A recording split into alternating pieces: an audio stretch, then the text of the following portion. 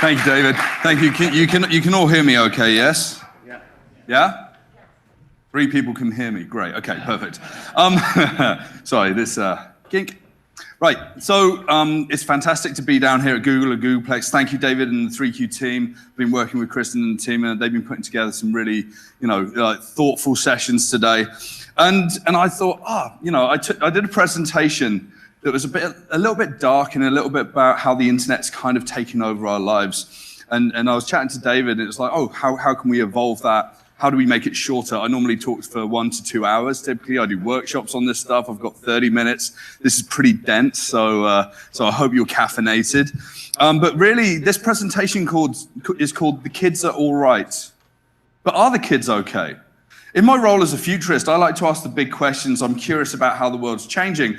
Funnily enough, I actually worked for a company that was spun out of SGI in Silicon Valley 20 plus years ago, called E.Piffany. The dot was super important back in the early 2000s when you worked in San Mateo. But I worked in a lot of big data systems, and then eventually worked in agencies doing social media and data analytics and a number of different things. And it's interesting the way that the world has changed over the last few years. So I'm going to start off by just saying, taking a look at how the world's changed. And really, I'm going to start off by looking at capitalism and influence. Now, since the early days of the 19th century, we've seen a huge amount of influence coming into our lives. Capitalism was pretty much born. And I've got these 4 images here. So top left, that's the Torches of Freedom. Edward Bernays, who was Freud's nephew, basically invented the whole world of public relations and publicity and helped to boost capitalism in the early days. And he persuaded the suffragettes to smoke cigarettes in the Easter Day Parade in 1914 and walk along holding those cigarettes above their heads as torches of freedom. And he actually drove about 4% penetration of smoking in women in the US up to about 33% in about 15 years. Then just next to that, who remembers pretending to smoke cigarettes using candy cigarettes? Yeah? It's insane to think that we did. Insane. But it was fine, And then back, that was from the 50s. So they're actually branded. Like Marlboro had its own brand of candy cigarettes, and Lucky had its own brand of candy cigarettes, and it was like, I can be just like Dad. Yeah, that's not so good. I bet they weren't saying that about 40 years later when Dad was lying in hospital, unfortunately. But then TV dinners. How do you plug people into advertising more? Well, you remove them from a family dynamic, which is the family dinner table, and you put these convenient family dinners in their laps, and then you all sit there watching the TV, Mary Tyler Moore Show, or whatever, right? And that then moved into the 70s and 80s. Happy Meals, you have to collect them all. You have to come back. You have to consume the media that people like McDonald's and fast food and other people, then MTV, and then all these other people. And capitalism has been a cavalcade that sort of been running away with itself, and we've been willing participants. And this presentation is about being a willing participant, but it's also about becoming a very careful and considerate person that gets involved with these kinds of things.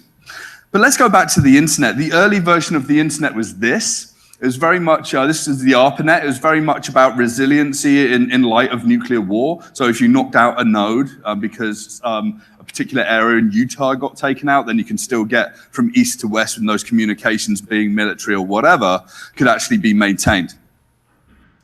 And then here, down in the valley, at Stanford, this guy gave a presentation in 1968, so 50 years ago. He gave a presentation on the world's first personal computer. Got the mouse and the trackpad. He had hyperlinking in documentation. He had desktop publishing. It was a 2-day presentation to about 1,000 people. It's called the mother of all demos, and you can go to YouTube and you can see that there. It's fascinating. And there were a lot of people that were saying, we're never going to have people having computers in their homes. I think that's ridiculous.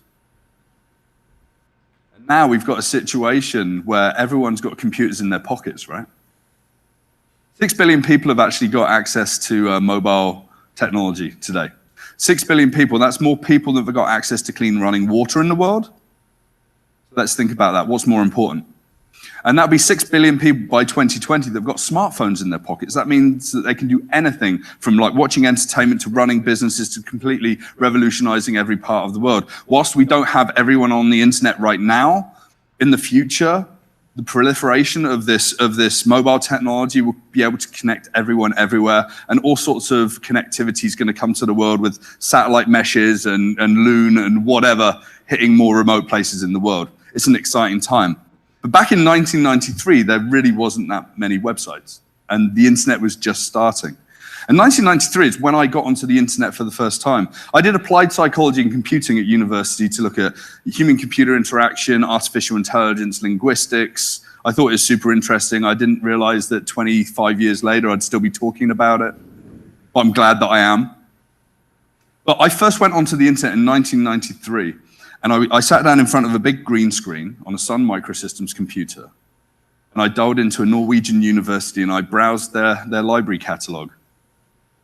Wasn't that sexy? Within 2 years, 3 years, you had bands like Massive Attack and Radiohead doing amazing things. You had all these websites, and all the tech companies were putting together, you know, the GIF-based websites. Remember those? I used to build them back in the day. I used to build websites using GeoCities. Do you remember GeoCities? It's a bit of a walk down memory lane. But I'm going to talk about this. Does anyone know who this is? This is Josh Harris. Josh Harris was one of the first innovators around internet analysis and looking at what's happening in the world, and also about media. And Josh Harris is a man that sort of really pushed the limits about thinking about what the internet will be. And a filmmaker called Ondi Timoner made a movie called We Live in Public. And here's the trailer from that movie. The internet's like this new human experience. At first, everybody's going to like it, but there will be a fundamental change in the human condition. And one day, we're all going to wake up and realize that we're just servants. It's captured us.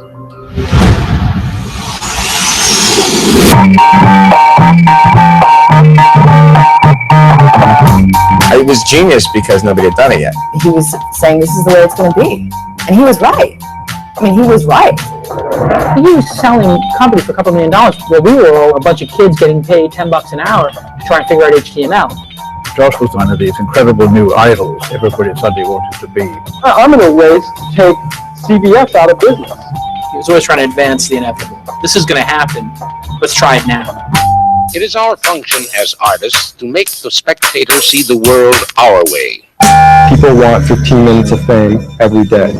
So we built the bunker and showed them the future. I'm an alligator. I'm a mama, papa coming for you. We're going to record Stasi type of intelligence. The cameras were everywhere. There was cameras set up in the showers and the toilets. Anything graphic on the TV? They're eating and shitting and having sex in public, and people ate it up. Keep your electric on me, babe. This was one of the most extraordinary activities I've ever attended anywhere in the world. Really, the question starts to become, who is behind this? What's going on? I joined the call. Everything is free except the video that we capture of you. That we own. 1994, 95, the early ideas around always-on video content, you know, the idea of vlogging, the idea of surveillance in a way, the idea of uploading content that you own to make money from that. It's really interesting. Go watch that movie, We Live in Public. But really, this is what the internet is today. It's a bunch of cables underneath the ocean and then running across continents. We sometimes forget that the internet is actually pipe work, right? But it's pretty simple. About 6 companies actually own the rights to run those cables under the sea and operate this infrastructure. But this is what's binding the world together. And the next evolution of it is to actually take it into satellite-based mesh networks and whatever. And I think it's a very exciting time to connect the world. But why do we connect the world? Well, there's been some really interesting phenomena since the beginning of the internet. This is what I like to call, you know, what true freedom and democracy looks like today. True freedom and democracy, it looks like cats. We've got some of the most powerful devices we've ever had in our pockets, and these things are what we spend most of our time on. Thumb tribes. Do you remember the story about Justin Bieber going to Central Park in New York City And he was walking around and the kids just left him alone. Didn't even notice that he was there because they were all playing Pokemon Go, right? Heads down. Smombies, this is actually a real word, smartphone zombies, right? We know this. A lot of people, I was going to say, it's the kids. It's not the kids, it's everyone. And I'm as guilty as anyone else, right? Then there's Smombie safety. In the Netherlands, they've actually had to build these sidewalks. What they were finding was that kids were trying to cross the roads, but they weren't picking their heads up, and they were getting run over. They were either getting injured or killed. So what they decided to do was actually put the traffic lights into the pavement. See that at the bottom? So green and red and whatever. That's pretty fascinating as a phenomenon. And then Kylie Jenner knocked a few $1 billion worth of value off of Snap a few weeks ago. A tweet from an influencer affects the stock market. And then everyone said, we hate the new Snapchat. And then over 1.2 million people went and rallied against it. It's like, we've never had this kind of weird activism in our lives. The internet's kind of given people a power, an anonymous power that they're sort of flexing. Unfortunately, that anonymous power extends its way into news. And we know that there's a huge problem with the idea of fake news or mistruths that are actually spread virally through the internet. And this graph, literally from don't read this to just no, seriously don't read this, to the people that I personally trust, like the Atlantic and the Wall Street Journal and the Hill, Vox, whoever, right? This is all being exacerbated by how the internet's working, but also how social media is working as well. And I've been a big proponent for social media for a long, long time. I think I've still got about 4 MySpace pages for different music projects that I ran. I think Justin Timberlake still owns that, right? I don't know. But I think it's really interesting to start with a quote from Father John Culkin, who actually worked with Marshall McLuhan in Toronto on a lot of communications theory, right? Remember the medium is the message? Father John worked with him, and he was in the clergy. We shape our tools, and therefore our tools shape us. So we build the internet, it influences culture. We build social media, it influences culture, and we're willing participants. So I looked around for a bunch of different studies, like how long do we really spend in our lifetime on the internet and on social media? So 5 years, over 5 years of our lives will be spent in social media. That's more than we spend eating, more than we spend socializing actually face-to-face, by a huge number, right? Nearly 3 times the amount. And I'm not too sad about laundry only taking 6 months out of my life. I'd like to remove that down to almost no time out of my life. However, I still have to do that. But we're kind of in this culture where it's like, platforms are great, they're offering all of this value to us, and we're kind of like, well, let's not complain, let's not see the bad things, and if we do see this bad things, let's not talk about it, let's not listen to the detractors, let's not even take advice from each other, let's just jump in. And this isn't necessarily a bad thing. This presentation isn't about not participating and stepping away. It's about being a lot more aware. And this is driving a lot of the behavior. I'm worried that I'm going to miss out. I was having a conversation with someone earlier, and I switched off my Instagram account the other day because it wasn't driving me any business. That's my focus. I've still got a Facebook account. I've got 1,000 friends. I don't follow a single friend. I don't hardly post anything at all to there. And it's really interesting. Once you actually take the power away from the machine that needs to be fed, then it's kind of a useful platform for like events and messaging and whatever. And I'm aware about that. So let's talk about Facebook. We know recently there's been a lot of challenges from the Senate, right, about what Facebook can be. And it's quite interesting how it's evolved. It went from like the poking. You remember poking? I don't think it even exists anymore. Poking to the like button. And then from the like button to this representation of modern life. So if you look at this, and not many people realize this, if you read this from left to right, this is like a relationship with a loved one. You like them, you love them, you laugh with them. Wow, you did what? I'm really sad, and now I'm super angry. And then you leave that relationship, and then you find someone new. Oh, I like you, I love you. Ha ha. Yeah. When someone pointed this out to me, it's like, this is purposefully designed to mimic life. And that's what a lot of these networks are trying to do. We know the Cambridge Analytica study. We know that if you can know 300 likes of a certain individual on Facebook, you know them about as well as their spouse. This is a worry. We know that, I'm not really going to talk about what Cambridge Analytica did. This is from the University of Cambridge. Cambridge Analytica obviously then used this kind of knowledge to take us further. And there's about 100 different vertices of analysis that you can take in Facebook, and it's getting bigger and bigger because as you get data and it's growing, and you've got lots of different perspectives on what someone likes and posts and talks about, then you have infinite value. Now, data is the new oil is like what a lot of futurists walk around saying, but we're actually growing from a point where data is growing from 4.4 zettabytes a year today to about 163 zettabytes a year by 2025. As systems grow out, as we use data more, self-driving vehicles hit the roads, more cameras hit the roads, the Internet of Things, we're going to be in a world that's not only surrounded by data, but we will be the data within that system. This is kind of, I was watching F8 this week. This is kind of brought me back to the study. Facebook tinkers with users' emotions in newsfeeds experiment. Oh, there's outcry on the streets and people are really upset. And this was back in 2014. And then they really tinker with people's emotions with Facebook dating. Right? They wiped $5 billion off of the market value of the company that owns Match.com in like an hour. The power of that company. It makes me wonder what's going on in life. You know, what are we doing? What are we choosing to put into the system? What level of participation are we choosing to have?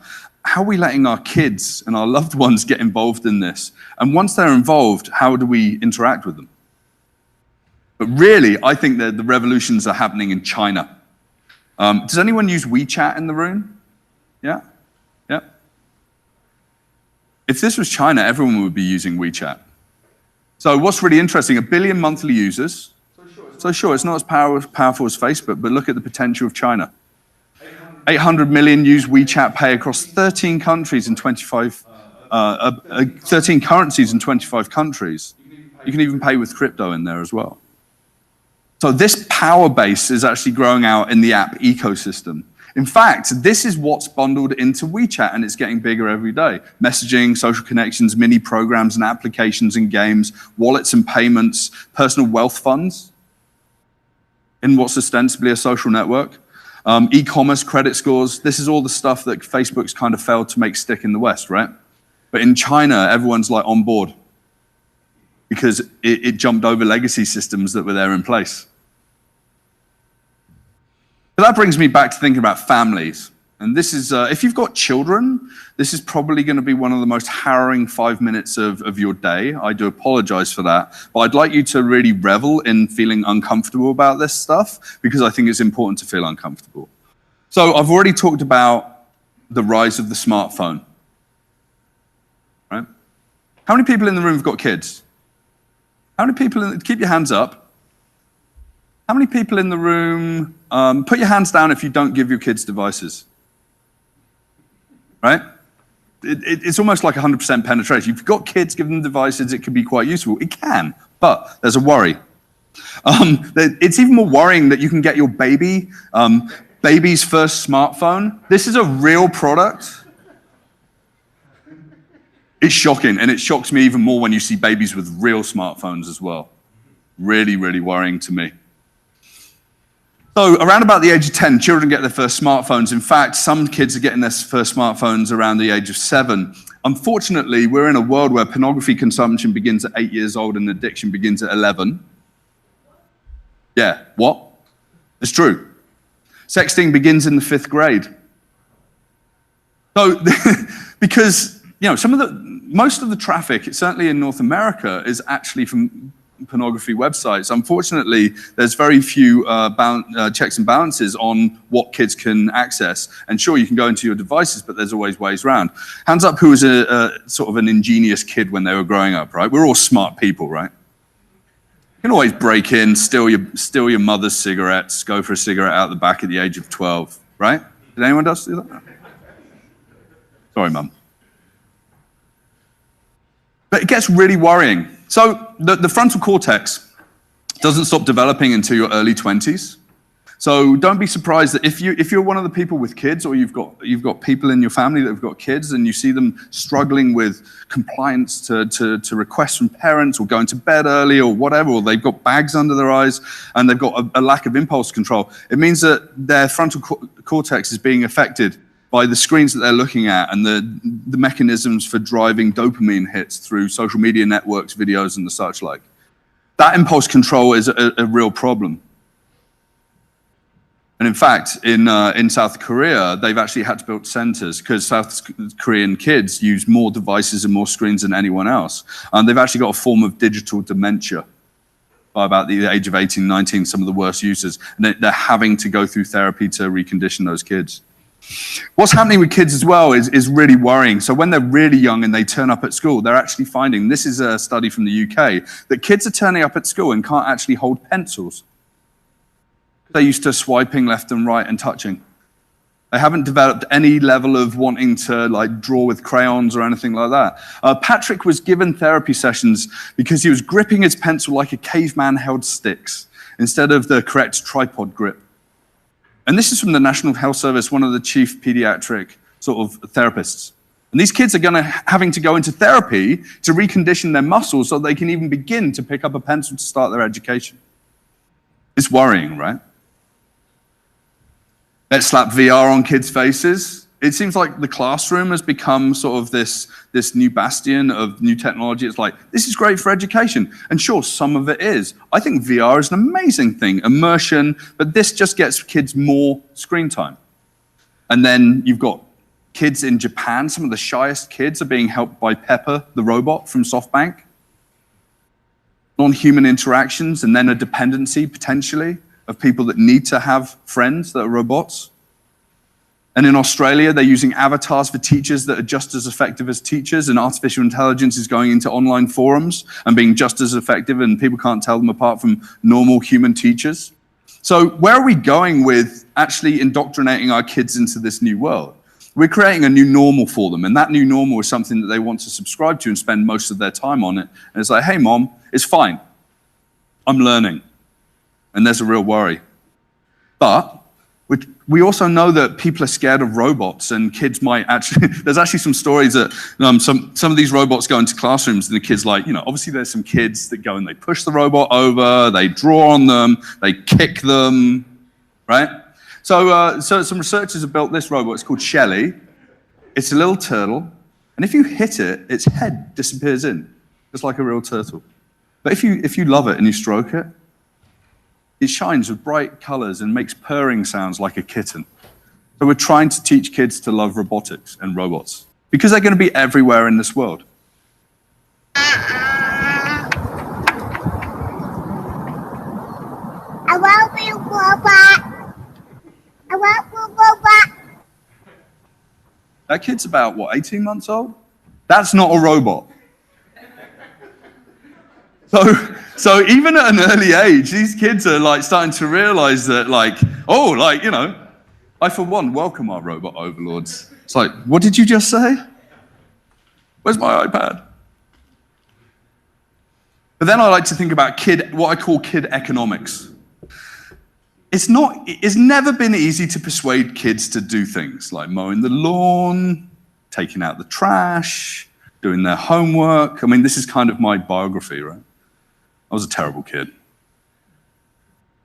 But now we've got platforms. Chore Monster can reward your kids for doing the chores that you need them to do, and parents can look at what's happening, and we can track, the goodness of our family through digital. Has anyone used Sweatcoin? Someone came up to me in Toronto after an event that I ran there, and they said, "Oh, have you seen this? My kids all use this." And at lunch times and at break times, they run around the playground as fast as they can so they can earn Sweatcoin. This isn't like a cryptocurrency. This is actually it just creates tokens and they can buy things online. But what's happening with that data, right? And in New Zealand, this is kind of cool. It's called Magical Park, and you run around parks, you create this wonderland, and kids are finding that they're running for about 30 minutes with these augmented reality. So you don't look around and enjoy time with your friends. You're running around with an iPad, but it's kind of a cool idea, right? Unfortunately, we've got a situation of identifiers and imported code. So hardware devices have got addresses. Cloud services have got locations. That may change often. And then you've got applications which have got terms and conditions and ways of storing data. Those identifiers could carry on, and people can know where your kids run. The imported code is generally not checked. It was found in a number of different studies by the FTC and by the Washington Post that people don't check the imported code that advertisers give to app developers. And they say, oh yeah, we'll just copy and paste it in, it'll be fine. And that we just write the terms and conditions. Hey, we might advertise to your kids. Unfortunately, out of 5,000 apps, there was under half of the apps actually with very clear terms and conditions. Those terms and conditions and the lack thereof has meant that we've been lulled into a false sense of security that our kids are safe. It's not. Everyone's selling data to everyone. So a message for parents and teachers: you have to teach and encourage boundaries of fair usage, responsible use of devices and social media. There's a hierarchy of compliance, right? Cloud services, hardware devices, platforms. Then I think we're walking into a really strange world. Clarity of vision. Do you remember when baby monitors were hacked and put on the internet a few years ago by a Russian guy? That was worrying. Snap. A few years ago, Google released the Google Glass and people were fighting against people that were wearing them. And just a few years later, people were jumping out in front of people that were wearing Snap glasses and saying, hey, upload my images, right? It's a change. It's a mindset change. It's a cultural shift. Who's got an iPhone X, iPhone 10? Anyone got an iPhone 10? It's kind of cool with like the facial recognition, whatever. They're building a huge database right now of those. I've got a great friend who designs the Meta 2 headset and the applications from within that and the user experience. But this augmented reality world is going to come to us. It's going to remove the screens that we look at, and we'll be having a reality in the room that we know doesn't really exist, but it feels viscerally real.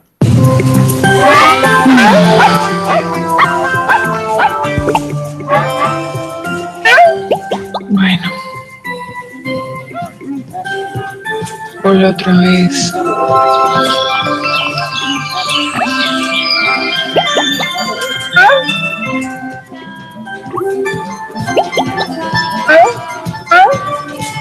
Ay, no, cállate.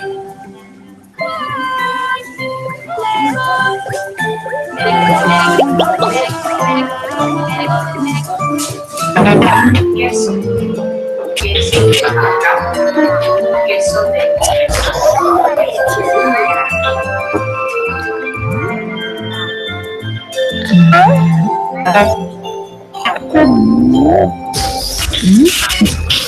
está pasando?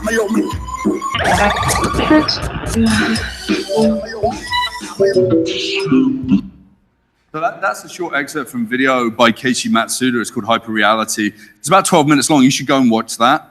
It's like a vision of the future. It was filmed down in Medellin in Colombia. It was a crowdsourced campaign, raised over $1 million. They create this incredible vision of the future, slightly dystopian as well. Hands up who's got an Alexa device at home? Yeah? Well, your kids have got a new big sister and they don't need the parents anymore to answer any questions at all. Mattel have just actually sunsetted a project called Aristotle because it was too creepy to give their kids a voice-controlled assistant at home. But Amazon, in pretty much within a month, actually launched the Echo Dot for kids, where it teaches your kids manners. Parents, the parents are being removed out of the way. Let's start kids early so that when they get their first credit card at the age of 18, they become those really true loyal customers of us. Then we've got self-driving vehicles. They're going to be driving around. They're going to be scanning the world. Google's mapping cars aren't going to exist in the future. Every single car that's got cameras on board will be sharing that data, and there'll be brokered licensed agreements that we'll probably sign away when we actually sign into our vehicle when we get into be driven around, because they'll be self-driving. So we're kind of walking into surveillance capitalism, one cool service at a time. Something new comes along. Oh yeah, I'm an early adopter. Let's go for it. This is about responsibilities and who we are. I think Mark Zuckerberg going in front of the Senate was truly just the tip of the spear. I think that he took the brunt of anger and and confusion about the modern world for the entire tech industry, I think it's the tip of the spear because it's the beginning of the conversation. Sure, regulation, but regulation needs to be far and wide spreading. We know that if we try and apply that to the thousands of companies that do store data, that inertia happens almost immediately. So we have to have a new way of looking at this. Unfortunately, our family is the product and we've signed away control. Right? And this makes me feel incredibly uncomfortable when I have these conversations with tens of thousands of people every year as I speak at conferences. And this is a core message of what I talk about responsibility. But I think we need to stop and realize that we can maintain some control of our own lives. We're humans, not algorithms. But we've actually got systems and applications and platforms and advertising that's trying to get us to react to them in algorithmic ways. If we can actually maintain new ways of thinking where we actually become more human again, that humanity is incredibly important. We want certainty and variety, significance and love. We want growth and contribution. We've been like this for thousands of years. We're going to want to be like this for 1,000 more years. I actually think that we're in a future where we need to step up and design as a whole of these applications and infrastructures need to come from people that are experienced in family units. I also think that there should be more women designers involved in all of this, where a deeper level of empathy is apparent in the design. I think the terms and conditions should be simple. I don't think we should sell any data related to any of our children's activities, and that should go from like the cloud to the hardware to the application level. I think we become lazy as application developers and just, we'll just copy and paste. We'll get our lawyers to go through the terms and conditions. It's standard for everyone in the industry. Maybe we can make a new decision about what privacy means in the modern age.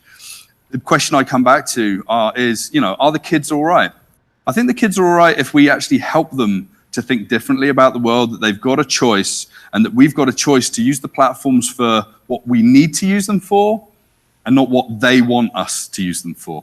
Thank you very much.